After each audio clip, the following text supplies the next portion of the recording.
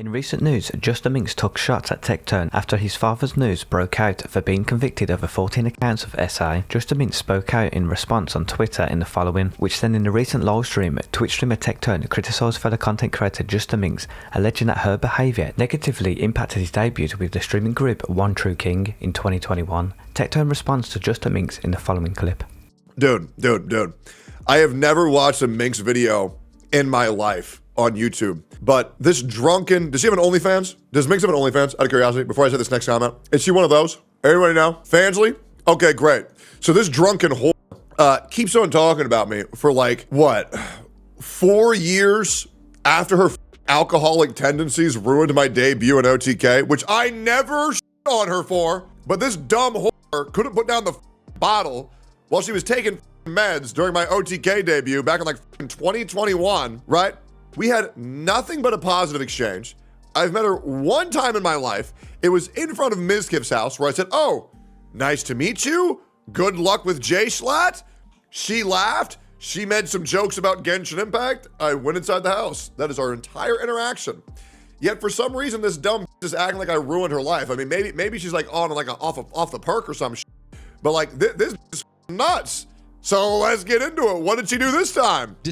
Further tension between the two escalated following a May 6, 2025 incident where Tectone became emotional during a live stream discussing his father's military convictions. JustaMinx responded on social media, questioning his emotional display and accusing him of deflecting blame onto political commentator HasanAbi. Her comments further strained their relationship, leading to Tectone's recent public criticisms. The only thing that ruined his OTK debut was when he inexplicably started telling Ms. Kiff how his last girlfriend before Freem has a restraining order on him. But that one wasn't his fault either. She, a classic BPD case, possibly mixed with bipolar or similar, since she has to take meds. But the BPD is apparent from how she treats people in relationships. In a recent live stream, political commentator Destiny mocked fellow streamer HasanAbi when Hasan was asked about his entry into political Twitch streaming. Destiny quipped, "Oh no, it's his nightmare question," suggesting that Hasan is uncomfortable discussing his early career, sharing in the following clip.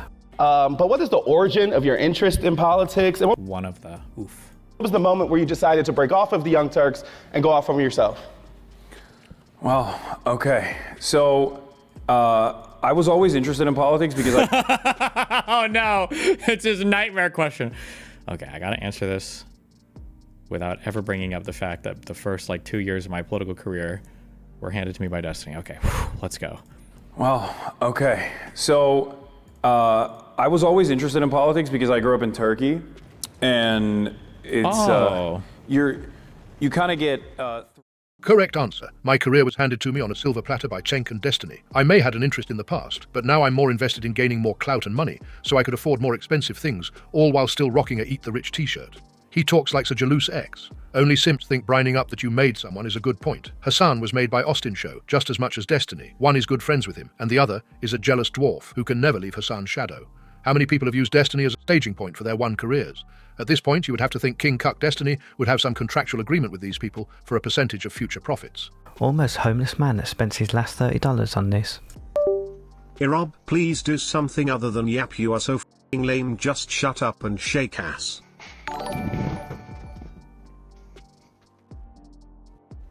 Love you, King. You make me so happy. I love you. Your chat is so mean. Frown. I really hope things are getting better. You deserve it, King. Big ups. Less than 3. That's what they're gonna look like. $30. Some context. For years, Erobb has refused to do merch whatsoever, but suddenly it's all gas no brakes. Beyond this, there'll be pillows, shirts, pants, hoodies, posters, and mugs. He's pushing these insanely hard, almost to the point of desperation. There's no question on anybody's mind why he's doing this now out of nowhere. The likeliest explanation is to fund his gambling addiction. There's an upcoming charity stream within the next week or so, which people are suspecting is a publicity stunt in response to the latest controversies. Expect him to use this opportunity to sell as much merch as possible, and know this, whatever earnings he gets are likely being put on blackjack the day after. Honestly, he could have launched merch with some success like 2 to 3 years ago. He probably could still do it now if he ever stops being a F-up. If he's losing money on merch, he's doing it wrong. 500 t-shirts off MOQ custom at cost is 3 to 8.99. Take 15.00, which is a solid margin a shirt, plus calculated shipping to furthest distance from his location that he's willing to send plus cost.